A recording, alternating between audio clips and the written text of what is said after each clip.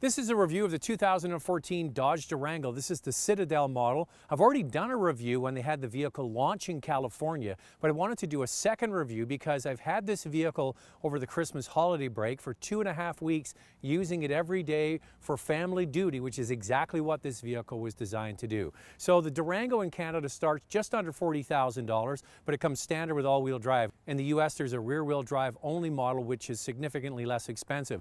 The reason they came in Canada at $40,000 and equipped it quite nicely because that's where most people shop, right in that $40,000 range.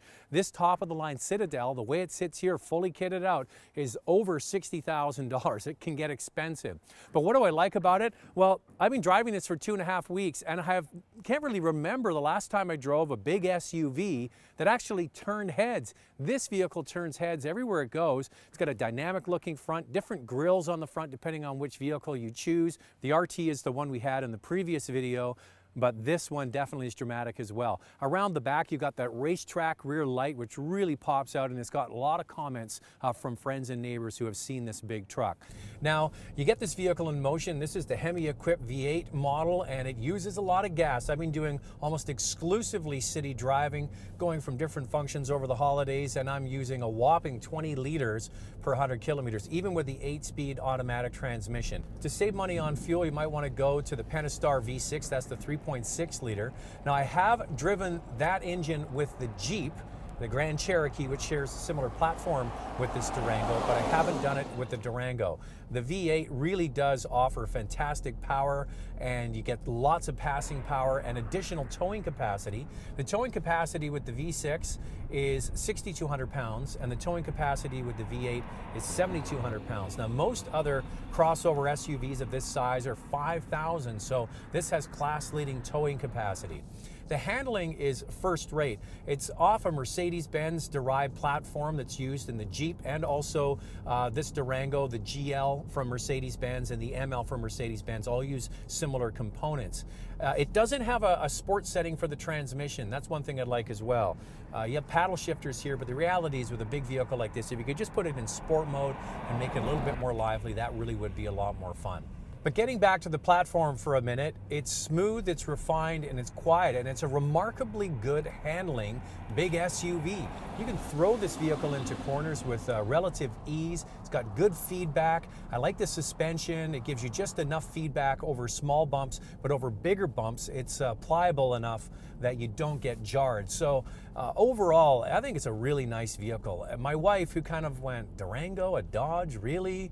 After a while, she's like, I really like this truck, and I do too. There's a lot to like about it. Here's the one thing that needs to go in this. They've already been able to plumb in the Eco Diesel. That's the 3-liter turbocharged direct injection turbo diesel in the Grand Cherokee. If you could put that in this vehicle, that would be a home run. Wouldn't be cheap, but it would be a very nice complement to the Durango. Now, the inside of the Durango is being updated for 2014. They've integrated 2 new screens into the dash and a brand new steering wheel to control them. Now, the problem with the Uconnect screen in this particular Citadel model, the 8.4-inch Uconnect screen, is it's only available in the top trim level, which is quite expensive.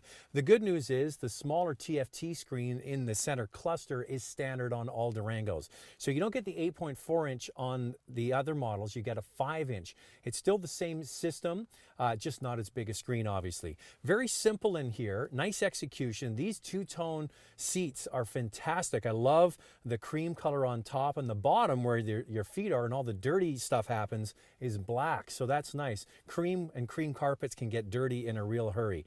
Big cup holders. The shifter is a rotary dial, and I'm here to tell you, after driving this for 2 weeks, this just becomes second nature. You might look at that rotary dial and think, I don't want any part of that, but the reality is after a couple of days, you forget all about it.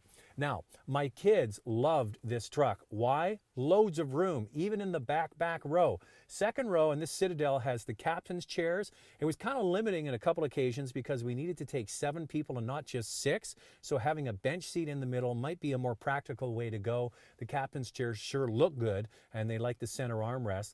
The third row, my kids went back there and they had no problem at all. There was plenty of room. I even sat back there to give it a try, and even for adults, there's lots of headroom and lots of of leg room, and I'm 6 feet tall and I could sit up back there, no problem at all. So when you look at a lot of the competition, I would say the best vehicle for space on the inside in this sort of class of vehicle, I think hands down is the Ford Flex. But a lot of people can't get past the styling of that vehicle, and the interior desperately needs to be updated with a new dashboard. But the Flex is definitely a real contender when it comes to space. But I think this is a better overall package because everybody's happy. You've got lots of space, and you've got a much nicer interior and creature comforts and the latest technology behind the dashboard. So overall, the interior of this Durango has been a huge hit for the entire family.